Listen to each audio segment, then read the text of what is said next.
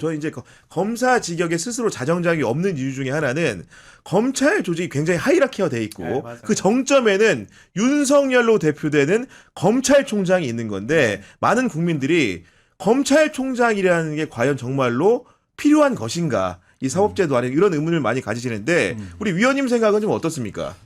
저는 검찰총장이란 제도가 지금 검찰을 이 모양으로 만드는 데 상당한 또 그 역할을 했다고 생각하거든요.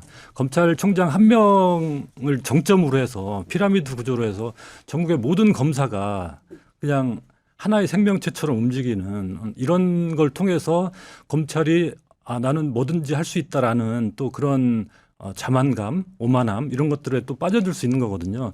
사실 검찰이 좀 그 안에서라도 서로 이제 역할이 분화되고 분권화돼 있으면 프랑스 같은 경우에는 검찰총장은 아주 명목상의 역할일 뿐이고 얼굴 마담에 불과하구나. 거의 네. 아무런 권한이 없습니다. 그리고 대신에 그 고등검찰청의 검사장들이 지휘권을 가지고 있고 그렇군요. 실질적인 그래서 30몇 개의 그 관할 구역으로 나뉘어 있어서 그만큼의 고등 검사장들이 그 아래에 있는 지방 검찰청들을 지휘하는 구조거든요.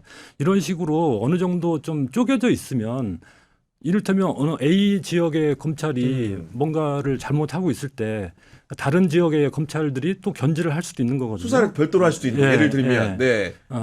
뭐 그렇기 때문에 지금처럼 한 명을 정점으로 해서 일사불란하게 움직이는 이런 것들만 제대로 좀 분산시켜 놔도 검찰이 함부로 여러 가지 사건을 왜곡한다든지 이렇게 하는 행태를 상당히 견제할 수 있지 않을까. 그러니까요. 법원하고 비춰보면 돼요. 법원은 대법원장을 정점으로 해가지고 한 조직이 아닙니다.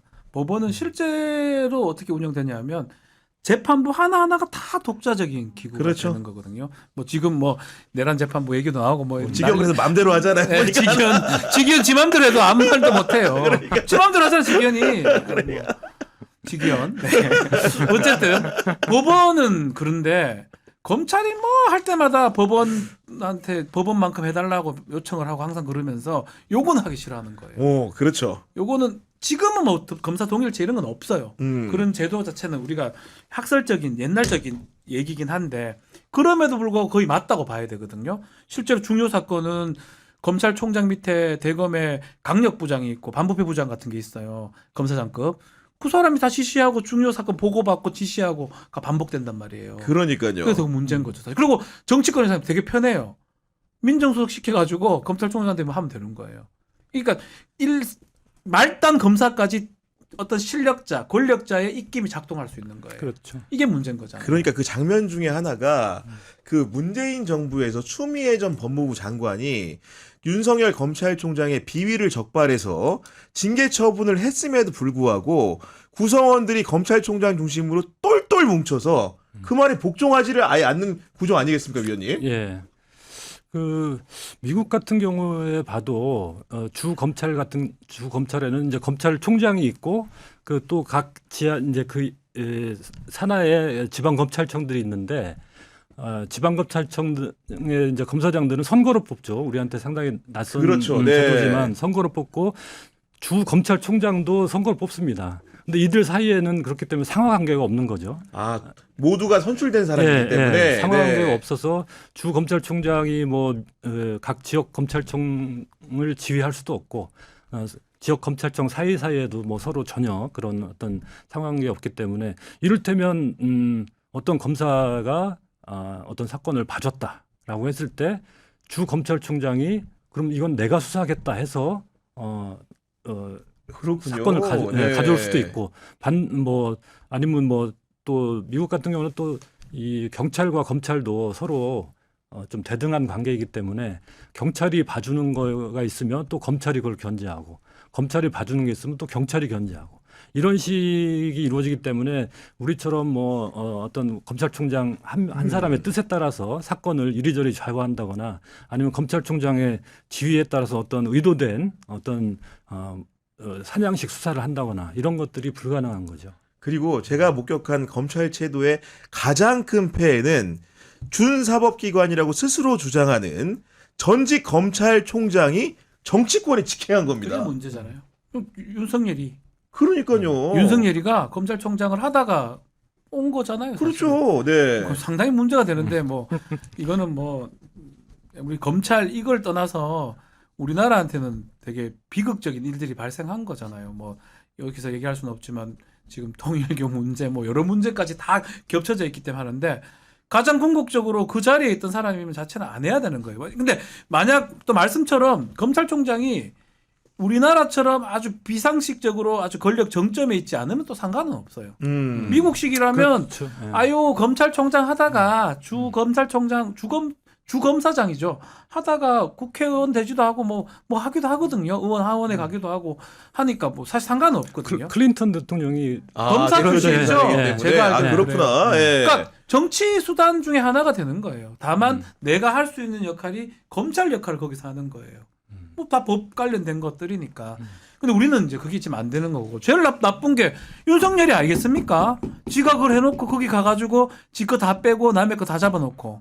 그러니까요. 그 구조가 네. 그리고 윤석열이 때문에 또 이렇게 어쩌면 이렇게 견고하고 아주 굳건했던 검찰 조직이 무너지게 된 것도 윤석열 때문인 거고 사실은. 안 그러면 영원히 무너지겠습니까? 얼마나 난리를 치고 뒤에서 이상한 짓거리 해가지고 검찰이 다 막았지 않습니까? 이때까지. 맞아요. 아니 이런 검찰이 쑥대밭이 된 상황에서도 검찰에서 호소하는 바가 하나 있으니 쉽게 얘기해서 우리에게 정치적인 독립성을 부여하게 되면은 우리가 정말로 이번에는 자정을 잘해서 제대로 할 수 있다고 주장을 하는데 저는 그 의견에 반대를 합니다. 왜냐하면 노무현 정부 때 검찰에 무제한적인 자유를 줬고 실제로 제가 청취한 그 검사들의 의견도 그때가 가장 자율적으로 수사를 했다고 하는데 그 결과는 어땠습니까?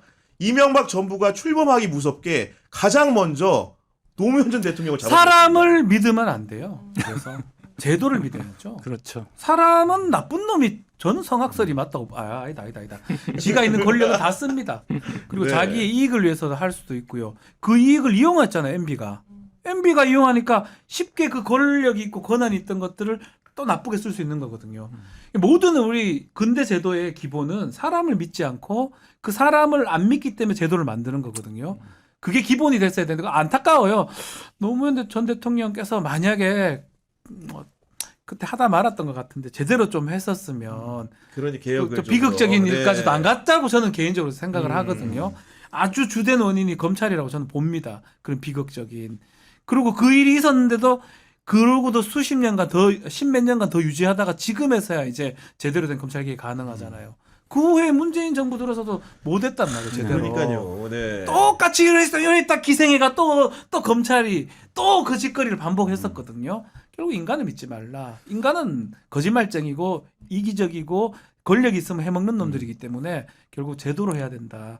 그런 신념을 노무현 대통령 죽음을 보면서 저는 사실 네. 생각을 많이 했습니다. 상당히 중요한 부분 지적해 주셨는데 그렇기 때문에 지금 진행되는 검찰개혁 논의에서도 검찰이 그래도 뭐 잘 하겠지라든지 그래도 그렇습니다. 검사인데 이런 생각을 일체 지우고 정말 그 최악의 검사 정말 최악의 검사는 어떻게 할까? 또 나올 수 있다는 생각을 그거를 가지고. 전제로 네. 제도를 설계해야 된다.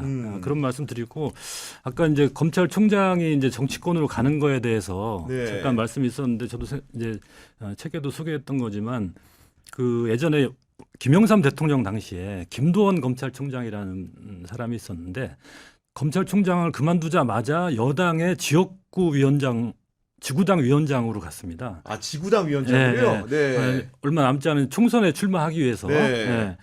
이거를 두고 검찰이 발칵 뒤집었어요. 그때 기사를 찾아보면 일선 검사들이 막 격분을 하고 아니 어떻게 검찰총장이라는 사람이 이런 식으로 그랬구나. 검찰의 얼굴에 먹칠을 하냐. 그리고 퇴직 검찰들, 검찰 이른바 동호회나 이런 곳에서도 이거는 검찰총장이 할 일이 아니다.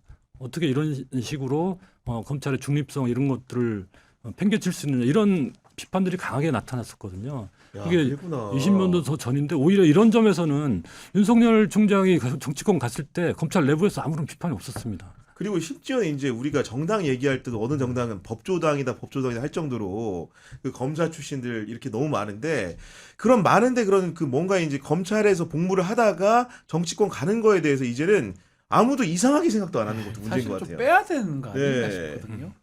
저는 그런 생각이 들어요. 제 개인적으로는 유일하게 직업 선택의 자유를 막아야 되는 사람들이 좀 검사 같다는 생각이 저는 드는데 저희 변호사들은 하게 해주시고요. 제가 변호사 얘기 안 한 겁니다. 제가 지금. 일정 기간은 막는 게 필요하지 않나. 아니 그렇죠. 일정 기간은 일 네. 자체가 그래요. 일 자체가 매우 권력적이고 그렇죠. 매우 그렇잖아요. 사실은 다른 일 한다면 모르겠지만 그렇기 때문에 저는 좀 너무 공감하는 게 모든 개혁, 특히 검찰 개혁, 최악의 검사를 설정해 달라. 윤석열이보다 더한 놈들이 있긴 할 거예요. 정말 최악. 그러니까 이 제도를 악용하면 어떻게 될 수 있는 그 최악의 검사를 설정해서 개혁을 진행시키는 건 맞지 않나. 네. 그 생각이 참 아니 전 많이 나중에 들어요. 놀랬던 게 중앙지검에서 벌어진 일들이 있잖아요. 윤석열 때. 네. 그러니까 쉽게 얘기해서 최악의 검사 윤석열이 차악 정도 되는 사람들하고 싸우잖아요. 네. 예를 들면 김건희를 불러 말어를 가지고. 그러니까 이런 상황들이 너무나 코미디 같이 느껴진 거거든요.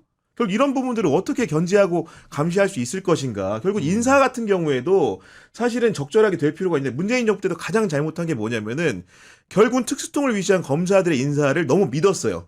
과거에 한때 나와 운동권이었다는 이유로 검사물이 잔뜩 든 사람들의 의견을 들어주다 보니까 결국 그들에게 판을 깔아주고 심지어 윤석열까지 대통령을 만드는데 기여한 바가 없지 않다고 생각을 하게 됩니다. 그렇지 않습니까? 실제로 그 얘기를 좀 하면요. 이제 오른팔 왼팔이었어요. 중앙지검장도 그렇고 검찰총장 이원석이었잖아요. 중앙지 송경호. 우리가 알기로도 뭐 저희도 뭐 그 계통에 있으니까 윤석열 오른팔 왼팔이 그나마 덜 악이었던 거예요. 야, 형님을 할게요. 이 여사님 조사는 좀 해야 됩니다. 아, 불러서 그래도 봐줄게요. 그냥 해주는 척은 봐줄게. 분명히 그랬을 거예요. 그것 때문에 화가 난 거예요. 제가 봤을 때는. 그것 때문에 다 경질됐어요. 송경호 쫓겨나고 그 검찰총장도 그래 돼 버렸고 다 그래 됐지 않습니까?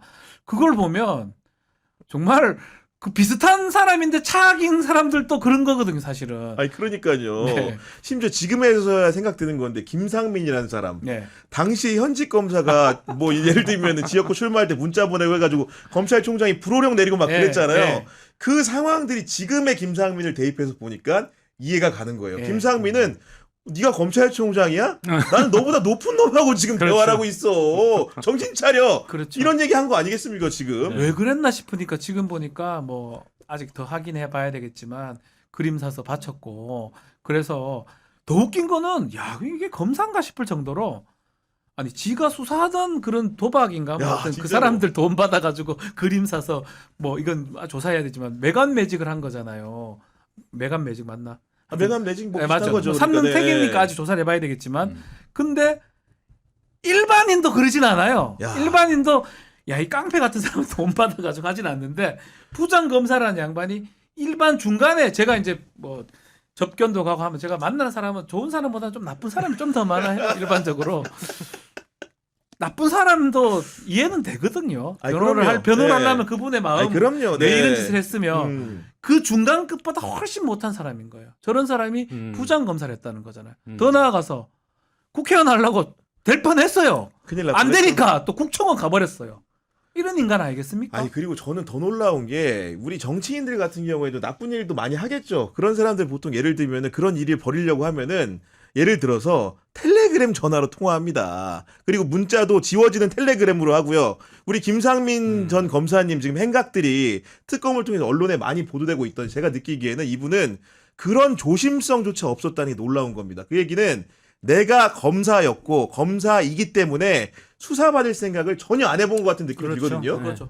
검사들이 나쁜 짓을 정말 마음 놓고 할 수 있는 이유가 나는 수사받을 일이 없고 나는 처벌받지 않을 것이다.